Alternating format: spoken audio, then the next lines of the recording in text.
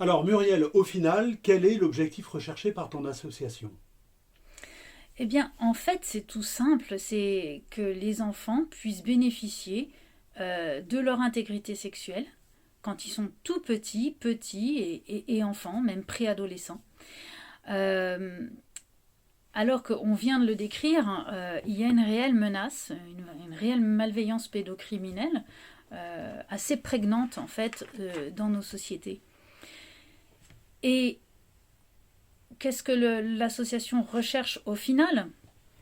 En ayant étudié pas mal de stratégies de réponse à la malveillance, en ayant interrogé des spécialistes, euh, on est arrivé à la conclusion qu'en fait, il faut amener l'attaquant, donc à savoir les pédocriminels, vers un point où on peut les identifier par leur comportement qui est à ce moment-là révélé, avéré, pour pouvoir en fait soit le surveiller, là je parle par exemple avec des outils cyber, soit l'accompagner en termes thérapeutiques en tant que personne pour les emmener à être en fait inoffensifs pour les enfants.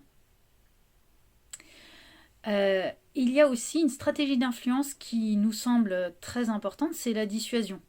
C'est-à-dire que si des messages nationaux sont passés pour qu'ils soient vraiment sûrs que quand on se fait prendre, eh bien, on a les conséquences de ces actes, à ce moment-là, on peut avoir une dissuasion efficace. Si les peines prononcées sont très légères, eh bien la dissuasion évidemment ne marche pas. Donc on compte beaucoup sur la stratégie d'influence.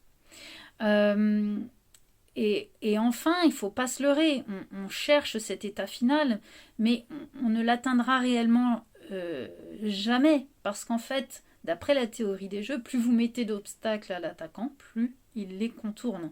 Donc en fait, il faut sans cesse, en tant que défense des enfants, se réorganiser.